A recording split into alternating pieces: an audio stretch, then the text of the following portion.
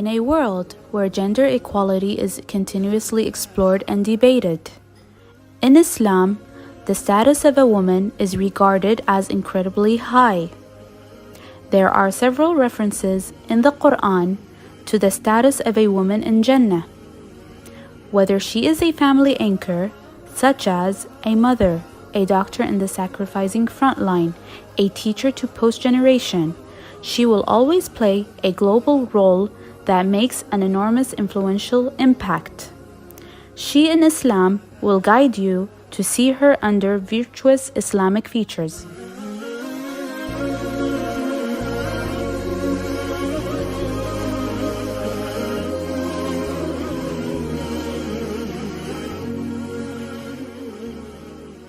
Hello everyone, welcome to a new episode of She in Islam. Today we will be hosting Mrs. Nadia Muhammad Arshad, who is a Vice Principal in Khaitan School. Miss Nadia Muhammad Arshad is a Vice Principal at International School of Pakistan in Kuwait. She is a teacher, a digital media manager, a social worker, a mentor, and a listener. She is a person who believes in spreading happiness and positivity everywhere.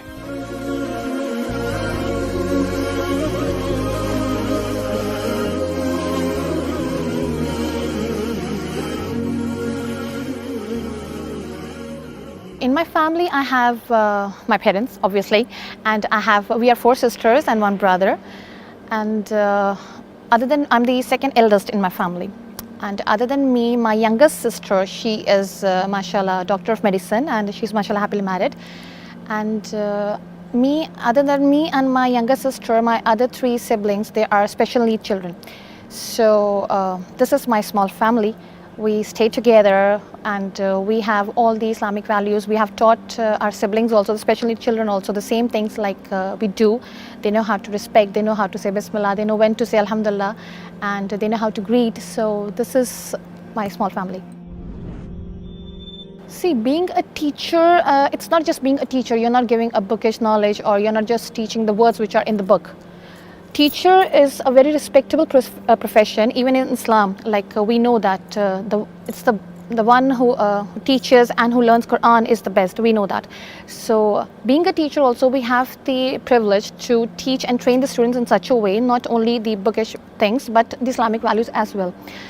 When you go to the class and when we talk to the children, you teach them how they should respect you, or they should respond to you, or how they should deal with the other fellows, and how they should follow their education or listen to the parents, because at present in this generation we see a lot of children, they are not ready to listen to their parents.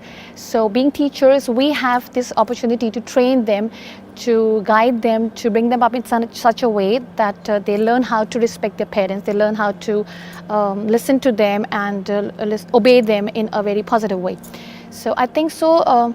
A teacher is the best opportunity that we can teach the children. Other than the educational values, we can teach them Islamic values very easily, because they love you and they listen to you. See, basically Islam teaches us to be very friendly, humble, caring, down to earth. These are the basic things which Islam teaches us. We learn to be merciful, we learn to be helpful, we learn to be caring. These are the basic things which we already inherit as an Islamic person, as a Muslim. So for me, I think so it has been very easy that in my working atmosphere, I am very friendly with my peers, with my colleagues. We have a very friendly atmosphere, because I believe that even in your working space, you need to have a very peaceful and calm atmosphere, to have a stress-free atmosphere where they can work properly.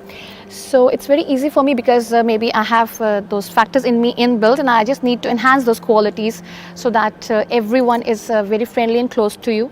And these are the things which I think so every person should adapt. Those who don't have in them, it will be difficult for them to adapt a little bit, but it's not impossible. So I think so if every person tries to be very caring and kind and helpful towards each other, we can be very strong bonding, have a very strong bonding between us.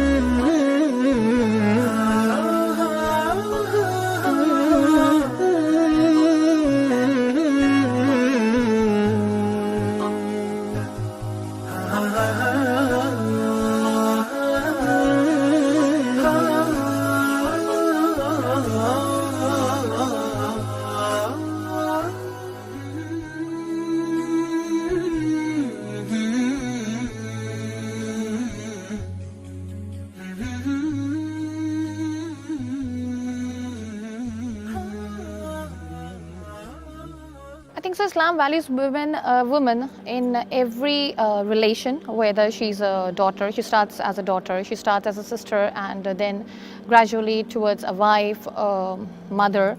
I think so. In every phase of life, a woman is valued in her own respective way, and I don't think so. There's any point or any level where the woman is left back or behind any aspect. So I think every relation has their own values, every relation has their own perspectives, and me, if I look at myself as a sister, as a daughter, I think so there are different responsibilities in different relations. So if I see myself as a daughter, I think my duty is to respect my parents, to listen to them, to obey them for every permission I need to ask them.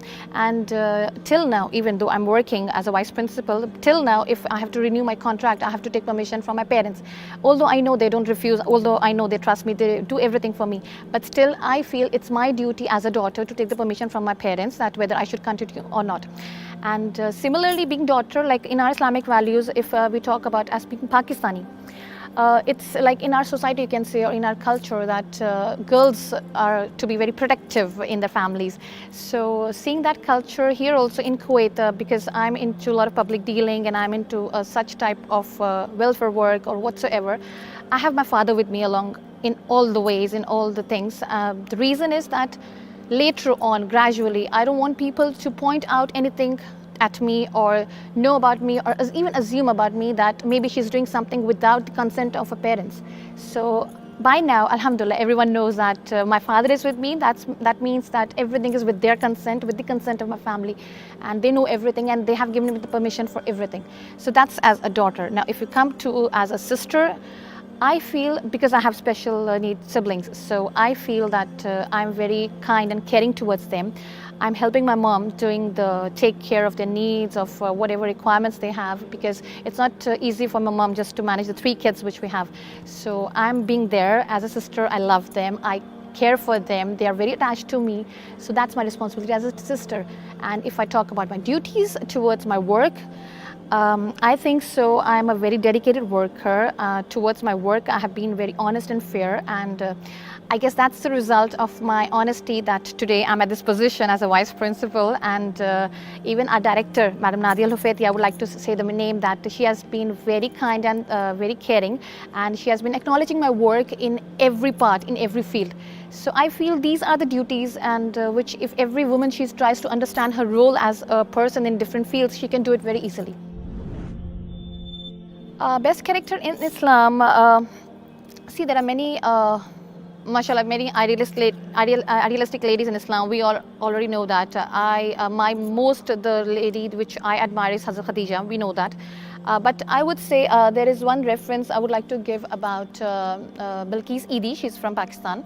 She's a philanthropist, and the way she works, she has plenty of centers, we say, in different countries of Pakistan, where she takes care of the orphans. She takes care of the kids whom the parents they don't want.